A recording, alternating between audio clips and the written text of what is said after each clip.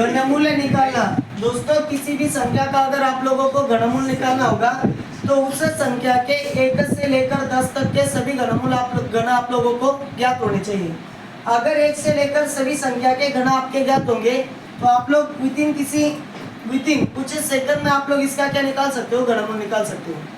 जैसे कि घनमूल निकालना है 1331 का घनमूल आप लोगों को निकालना है। क्या कर दोगे आप लोग, 1 2 3 अंत की 3 संख्या को छोड़ दो, आगे कितनी भी संख्या हुई तो कोई दिक्कत नहीं होती है। अंत में 3 संख्या छोड़ दी तो इसके इकाई का अंक कितना मिल गया, 1। अगर इसका इकाई का अंक 1 है तो 1 से लेकर 10 तक की सभी संख्या देखी तो किसके इकाई में 1 आएगा, 1 के इकाई में। सबसे पहले यहाँ पे 1 लिख दूं। इसके आगे कितना था, 1 था।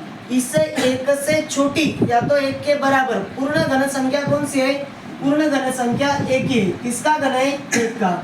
इसीलिए यहाँ पे 1 लिख दी तो 1331 किसका घन बन गया, 11 का घन बन गया। आगे दूसरी संख्या दी थी 17576। अगर आप लोगों को 17576 का घनमूल निकालना है तो ये 3 संख्या छोड़ दो, लाइन लगा दी। अंत में इकाई का अंक कितना है, 6। 1 से लेकर 10 तक के सभी संख्याओं में 6 किसका इकाई का अंक है, 6 का। अगर ये 6 इकाई का अंक है तो इसका सबसे पहले लिख दिया इकाई का अंक 6। आगे वाले में कितना था, 17 था। 17 से छोटी पूर्ण घन संख्या कौन सी है, 17 से छोटी पूर्ण घन संख्या 3 का वर्ग बना दिया तो 27 मिल गया। अगर आप लोग 2 का वर्ग बना देते हो तो कितना मिल गया, 8 मिल गया। तो 17 से छोटी घन संख्या 8 थी। 8 किसका घन, 2 का घन, आप लोग लिख दो 2, ये मिल गया 26। 17576 किसका घन है, 26 का घन है।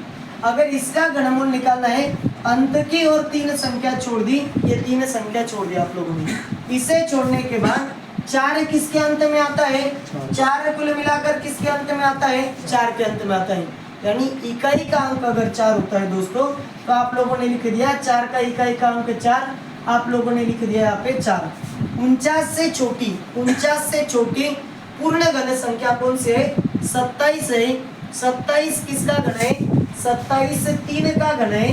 तो आप 27 किसका घन है, 3 का घन है, तो आप लोग लिख दो 3। ये किसका घन मिल गया, 34 का घन। 39 304 ये 34 का घन था। आगे जाके आप लोग क्या कर दोगे, फिर से ये 3 संख्या को आप लोगों ने छोड़ दिया। अब जाके इकाई में क्या मिला, 3 मिला। तो इसमें इकाई में 3 कहाँ पे है, इसमें इकाई में 3 है। 7 के इकाई में 3 आता है तो आप लोग क्या कर दोगे, इसके इकाई में अगर 3 आया ना तो सबसे पहले लिख दिया मैंने 7। आगे जाके क्या कर दोगे, आगे जाके 185 से छोटी पूर्ण घन संख्या आप लोगों को चाहिए। 185 से छोटी पूर्ण घन संख्या कौन सी है, 125।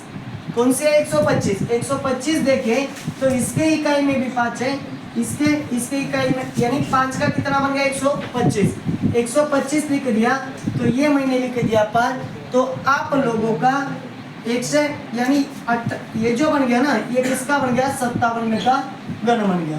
इस टाइप से दोस्तों आप लोग सभी संख्याओं के घनमूल निकाल सकते हो।